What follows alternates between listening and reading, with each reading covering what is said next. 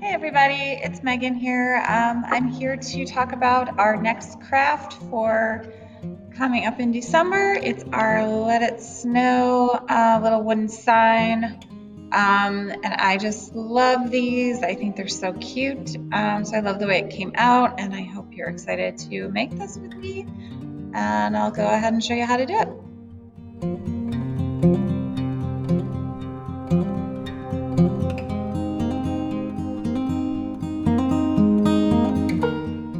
Let's look at what is in our bags. We've got our wooden board, unstained.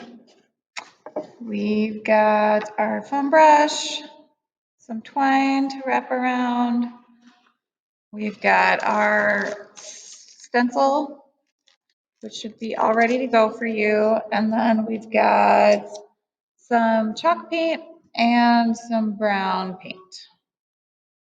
So let's go ahead and get started. So the first thing we need to do is paint our board. It's nice to have some paper towels on hand for this. Actually, it's pretty necessary. I wet one end just in case I needed to remove some paint. And then we have our brown paint. So we're not using a stain, but brown paint works just as well. You're just gonna start painting. We're just gonna kind of smudge it off so it has the appearance of a stain in a little bit.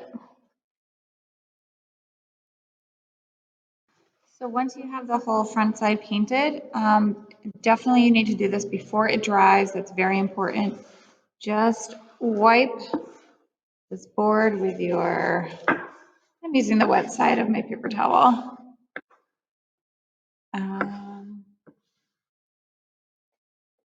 Give a good, strongly pressured wipe here. We'll remove some of the paint, but leave enough to really give it this nice appearance of a stained wood. And then you can do the whole front and back if you'd like, and the sides. You don't have to do the back. It's kind of hard. It's a rougher surface on the back, so it's a little harder to get the paint to stay on, but I kind of like to have the back done too. So take some time to do the whole board if you would like. Once you have your board ready to go and dry, it doesn't take too long to dry, we can do the fun part, which is putting on our stencil and painting this. So the only tricky thing about this is there's going to be some little parts that the insides of the little swirls and the letters, you need to also just take off this piece of paper and stick them on where they belong. And if they fell out while I was doing this, I put them in this little bag for you. So all your pieces should be in this bag or just one piece on there. So, and then we can just carefully pull the backing off of this. And so you don't need like the white part, you just need like this curl in the L. You need to take this off after we put the main sticker down in the right spot.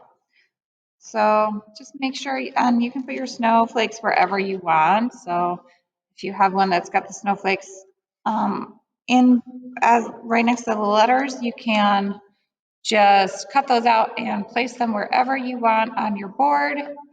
So it's going to take a minute to kind of get this to go down smoothly. And once you have your stencils on the way you want them, you can place your snowflakes however you want.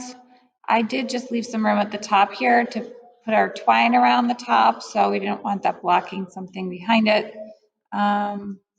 So yeah, as long as you are happy with their placement, we can go ahead and start painting. So we're going to be using our foam brush again.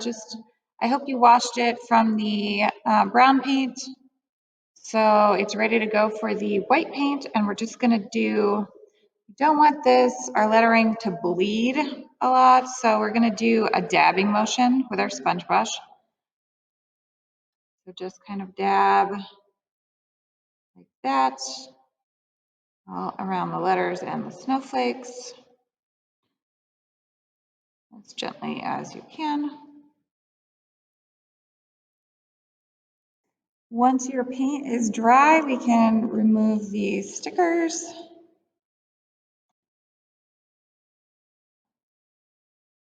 That's always fun. I messed up a little there.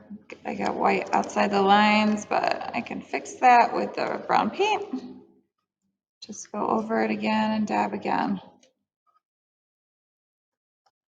So just finish taking off your stencil. Okay, wasn't that fun pulling that off? So I'm sure some of you are wondering how I got the stencil. So we have a Cricut machine here at the library, which is how I did this.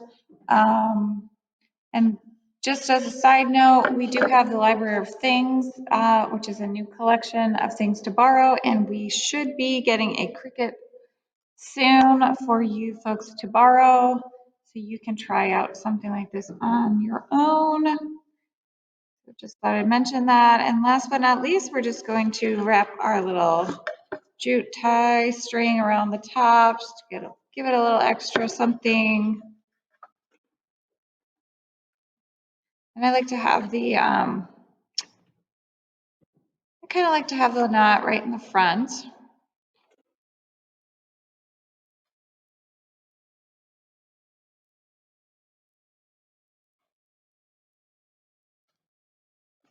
And you can just clip off the extras there, and you'll be all set with your beautiful sign.